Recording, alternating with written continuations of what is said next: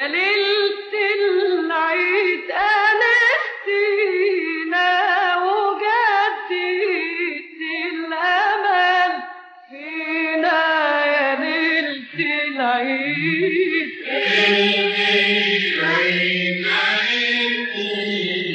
يا ليلة العيد أنستينا وجدت الأمل فينا. يا ليلة العيد حبايب قلبي يا حلوين، عاملين ايه؟ يا رب تكونوا كويسين وبخير. كل سنة وانتوا طيبين وعيد اضحى عليكم كده سعيد وعلينا جميعا. حطيت الكوشنز وحطيت الرانر زي ما انتوا شايفين كده، وهنا الورد ده كان عندي قديم الاخضر، والتيوليب الروز القمر ده طبعا جايباها جديد، هي والكوشنز والرانر. لو عايزين اللينك بتاع البيج هقول لكم عليه، ابعتولي وانا هقول لكم. انا برد على كل الكومنتات حتى لو بعد وقت كبير برد برضه، فهبعت لكم اللينك لو عايزين الصفحة بتاعتهم. هنا بقى حطيت استك عشان احاول انسقه كده ويبقى متناسق مع بعض، ميبقاش كل وردية كده بعيدة عن بعض ومش متناسقين. حاولت اظبطهم بالطريقة دي. وعلبة المناديل خطيرة. لو شفتوا طبعا الفيديو بتاع المشتريات هتكونوا عارفين سعرها 95 جنيه. ومن روز هوم برضو لو عايزين المكان بتاعها ابعتولي وانا ابعتلكوا اللينك بتاعة البيج بتاعتهم، تعرفوا بقى منها الاماكن والعناوين بتاعتهم وكده.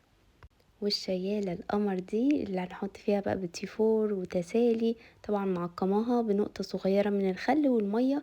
ما غسلتهاش الصراحة، بمناديل كده مسحتها واعتمدت على كده ان هي تبقى متعقمة ونضيفة.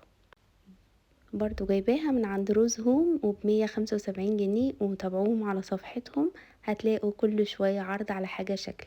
والكوشنز مدية منظر خطير، الكنبة السوداء بتليق على كل حاجة.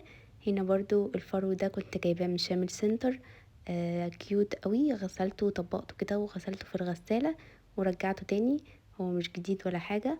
نيجي بقى لليونت تي في، عليها شوية ديكورات كده منعكشة، عايزة بقى اظبطها. فرشت مفرش كان عندي قديم لونه ابيض، وهي اصلا غامقة مع الشاشة فوقيها سودا، فالابيض بقى مديها روح كده جميلة. والكوستر برضو الخشب حطيته بالشكل اللي انتوا شايفينه ده، كان سعره برضو 65 عليه عرض. الفازة دي طبعا قديمة من ايكيا، والتابلو برضو كان محطوط على الجزامة، جبته على اليون تي في. لمسات بسيطة كده وتغيير خفيف، مش لازم نشتري مشتريات خالص، انا مش بشجعكم ان انتوا تشتروا. انا عارفة ان في حاجات اولويات بالنسبة لكل واحد، فانا بقى بحاول اشيل كده جزء صغير من المصروف مثلا واشتري بيه حاجة ديكور نفسي فيها كده. هنا بقى كنت خلصت خلاص بعد ما نضفت بقى الشقة وخليتها فلة زي ما انتوا شفتوا في الفيديو اللي قبله. وهنشوف مع بعض بقى كمان بيجامة العيد في الفيديو ده، وهنشوف الفتة بتاعة العيد فيديو يعني شامل كده متنوع بأجواء وروح جميلة بتاعة العيد. بس أهم حاجة ما تنسونيش في لايك واشتراك وكومنت عشان يوصل لكم كل جديد. هنا برضو الكوفي كورنر ظبطته شوية، غسلت كل حاجة عليه تنفع تتغسل. الفازات انا اللي حبيبتكم بحط الفازات في غسالة الاطباق عادي جدا، اي حاجة بحس انها تنفع تدخل غسالة الاطباق بدخلها الصراحة. هنا بقى حطيت ورق زبدة، ممكن نحط مناديل برضو، احب احط كده الكوكيزات والحاجات اللي زي كده تحتيها يكونوا فيه ورق زبدة. هنا برضو المشايات الصغيرة ممكن نشغل عليها الغسالة، غسلت واحدة واحدة عشان ما تبقاش تقيلة على الغسالة. ده الموكيت كنت جايباه بقاله سنة وما اتغسلش، فانا طبقته كده واحدة واحدة وغسلتها في الغسالة، طلعت زي الفل. اهم حاجة نسرح الشراشيب دي عشان لما تنشف من الشمس تبقى ثابتة على وضع معين، يعني نحاول نسرحها ما نخليهاش منعكشة، حاجة كده بسيطة. وبرضو الستارة غسلتها، كل ده كان قبل الترويق. بس برضو بفكركم لو في مشاية ينفع تطبق ممكن نطبقها، ما نغسلهاش برا البيت ونغسلها في الغسالة عادي جدا. وده الموكيت بتاع كاربت لاند وغسلته ولا جراله اي حاجة. نيجي بقى نعمل الفتة، معلقة توم مهروس على معلقة سمنة على معلقة زيت، شوحتهم تشويحة كده بقى، وبعدين نزلت بمعلقة صلصة وهنزل بقى بالخل. وانا بحب مع التوم افرم فلفل، التوم والبصل، ومش هخليهولي سبايسي خالص، ده ربع قرن صغير كده بيديلي ريحة حلوة قوي للثوم وللبصل. نزلت بقى بمعلقة بيوريه طماطم وبعدين يدوب بس كده عشان تعزز لي اللون، هتخلي لي اللون في الاخر لون الصلصة خطير. بس كده حطيت الخل ونزلت بقى بطماطميات ضربها في الخلاط، 5 بقى كده او اكتر براحتكم بقى خالص. هنا بقى جبت معلقة سمنة، معلقة زيت، غسلت الرز اديته تشويح، حطيت مستكة واحداية كده او 2، بتنقل الرز نقلة تانية خالص وبتخلي ريحة البيت كده ريحة زمان. وانا بقى عشق زمان، يعني كان نفسي اعيش في الفترة بتاعت زمان دي بجد كده، ناس صافية ورايقة وحلوة وجواها ابيض كده، مفيش شحونات وحاجات زي كده. فعشان كده على طول بحن للزمن القديم بصراحة يعني. فالمستكة دي حسيتني كده بريحة زمان. وطبعا عيد يعني ترمس طبعا عملته معاكم كتير، وريتكم الحلة حاطة فيها الترمس وحلة حاطة فيها اللحمة بتتسلق، وسلقت برضو اللحمة معاكم كتير.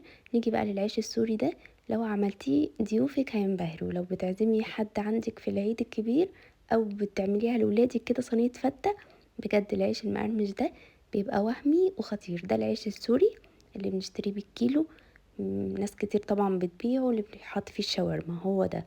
قصقصته كده وقطعته بالمقص سمبوكسات، فلفلته بقى بايدي زي ما انتوا شفتوا كده، عشان طبعا بيبقى طبقات لازقه في بعض، فعشان يطلع بقى عامل زي اخف كمان من الشيبسي. يعني انا لو قلت شيبسي يبقى فعلا بظلمه. ممكن بقى تعملوه لولادكم وتحطوا عليه توابل ويبقى سناكس كده او حاجات زي اللي بتتباع بره، هيبقى خطير. طبعا انا بعمل حاجه غير صحيه خالص، بس انا قلت عشان كده يطلع لونه احلى وكده. طبعا ممكن يتعمل في الفرن، ممكن يتعمل في الاير فراير، معلقه زيت واحده. فما تقلقوش خالص، اللي انا بعمله ده غلط يعني، اوعوا تعملوا زيي وتعوموا الحاجه في الزيت. انا بس المره دي كده استثناء. العيش بقى بحطه دايما في علبه، بينفعني بقى اعمل فته سوري، اعمل اي سلطه فتوش، الحاجات دي كلها بيبقى وهمي وبيقعد بالاسبوع عادي على الرخامه ولا بيجراله اي حاجه. قليته بقى في زيت غزير، واوعوا تعملوا كده عشان مش صح. حطيت بقى شويه ليمون مخلل كده من اللي انا كنت عاملاه. طبعا لو في مخلل بلدي بقى اللي هو بالميه لونها بالبنجر دي الاحمر، بعشقها برضو. بتبقى حلوه برضو المخللات مع الفته. الفته من الحاجات طبعا اللي بيليق عليها المخلل. هنا الرز بقى بعد ما حطيت له ميه، لو عايزين الرز ناصع البياض، قلتها كتير في فيديوهات كتير، اول ما الرز يبتدي يغلي كده مع الميه احط معلقه خل، ما تقلقوش خالص ولا هيبان ان في خل ولا اي حاجه خالص. تستغربوش يعني، لو حد مستغرب هيخليه بس نص على البياض بس كده. هنا بقى حطيت شوية ملح، لو حابين ولادي برضو بيحبوا الزعتر فحطيت رشة خفيفة. ممكن العيش ده برضو يتاكل مع جبن والحاجات دي، بيبقى خطير برضو في السلطات، بيبقى تحفة. هنا بقى حطيت شوية عيش ونزلت عليهم بمعلقتين كده من الصلصة، يطروه شوية ويدوله تطعيمة حلوة، تحسوا انها نكهة الفتة كده. نزلت بقى بالرز الابيض وبعد كده حطيت عيش من فوق، وبعد كده احط بقى الصلصه واللحمه. عايزه برضه اقول لكم ان في حاجه بتنقل الفته في حته تانية خالص. بتجيبي معلقه سمنه ومعلقه توم وشويه كزبره وعليهم معلقتين من الخل، هتحطيهم بقى فين؟ هتحطيهم على وش الفتة، هينقلولك الفتة في حتة تانية خالص. احنا عملنا التوم والطشة والكزبرة والكلام ده كله في الصلصة، انتوا بقى عايزين تعملوا اكسترا بقى تحسوا بقى بريحة التوم والطعم بقى بتاع الفتة الاصلي، اعملوا الحركة دي. بس انا هنا ما عملتهاش. ابتديت بقى احط اللحمة كده على الاطراف وبس كده. كانت اكلة سهلة ولذيذة وخفيفة وكنا فعلا مشتاقين ليها. وطريقة العيش دي مختلفة جدا ودايما بعملها، بقالي سنين وسنين بعملها. بطلت اعمل الفتة اللي هي بجيب عيش محمص، طبعا دي ليها طعم تاني برضو لو بتعملوها ومستديمين عليها، هي خطيرة برضو يعني ما اقولش عليها، بس دي حلوة وكمان بتقلل لي تفاصيل بحيث ان انت تبقي محمصة العيش قبليها وجاهز على جنب وكده، بيبقى في التقديم شيك جدا. انصحكم نصيحة، بلاش نعمل حواجبنا في الكوافيرات، بجد مش حلوة خالص. اللي بنعملها تقيلة دي وبيبقى شكلها مش حلو، بلاش يا جماعة، عشان صلاة العيد بيبقى المنظر الستات بتبقى عاملاها مش حلوة خالص.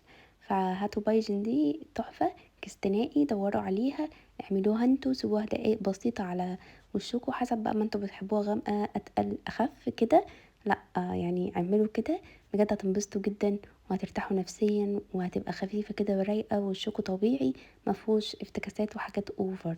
نيجي بقى لبيجامتنا القمر دي بقى الشغل بتاعي انا وصوفي. انا وصوفي طبعا في ناس عارفة وفي ناس مش عارفة. عاملين مشروع لانجري وبيجامات وصفحة، يعني مفيش اخطر من كده. فهحط لكم اللينك برضو بتاعها لو حابين تدخلوا عليها، واسمها اس اند ان لانجري. خطيرة. هنا البيجامة دي انا بحب البسها كده واقعد في التكييف، اقعد في المروحة، بحب الحاجات ام كم. بحس انها راقية كده وجميلة. دي بقى بيجامة العيد بتاعتي، سعرها 510 تقريبا. خامة مش قادرة اوصف لكم. حسوا ان انتوا اصلا مش حاجة، مش الستان اللي بيحرر بقى وشعبي وكده، لا خالص. خطيرة، ستان خفيف رايق كده مش بيحرر. الزراير والتفاصيل بتاعتها رايقة جدا. لازم يكون عندك عروسة مش عروسة، لازم يكون عندك بيجامة زي كده، تحفة. بس هنا بقى ده البنطلون بتاعها برضو عليه نفس الخط الابيض ده، تحفة وتفاصيلها رايقة كده.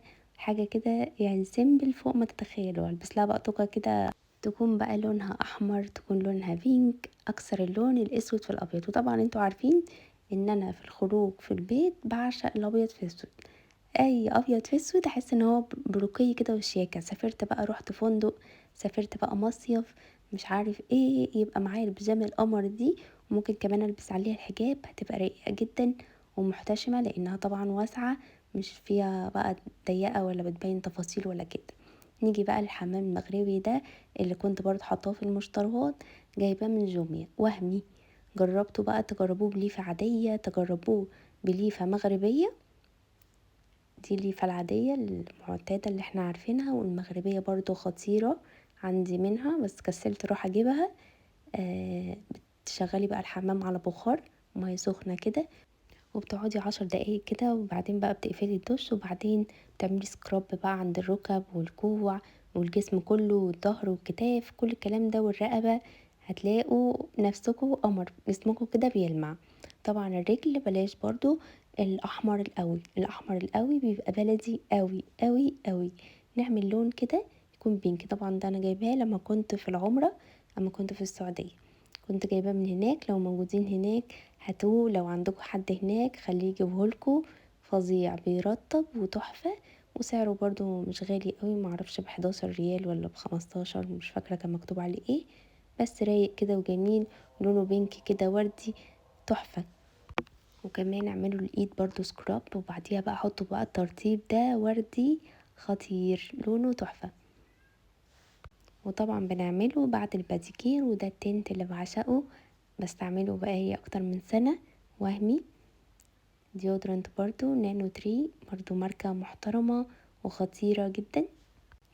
والسكراب ده برضو نعمل سكراب لوشنا حتى لو بمعلقة سكر ومعلقة زيت زيتون، نعمل سكراب كده رايق وجميل عشان بشرتنا تفوق كده معانا وتمتص بقى كريمات الترطيب والسيرم والحاجات الروتين اللي بنستعمله. شوية بقى بيرفين طبعا بعد ما نرطب جسمنا ترطيب عالي جدا، بعد ما نعمل السكراب والحمام المغربي نعمل بقى ترطيب حلو جدا، نلبس سليبر كده حلو، نتوضى بعد طبعا احنا مستحمين، ممكن نتوضى واحنا بنستحمى، وبعدين بقى نحط شوية مانيكير كده يظبطوا لنا ايدينا ويخلونا حاسين بنظافة وروقان. وكل سنة وانتم طيبين وعيد سعيد عليكم، يا رب يعود عليكم الايام وانتم بخير. يا ليلة العيد أنا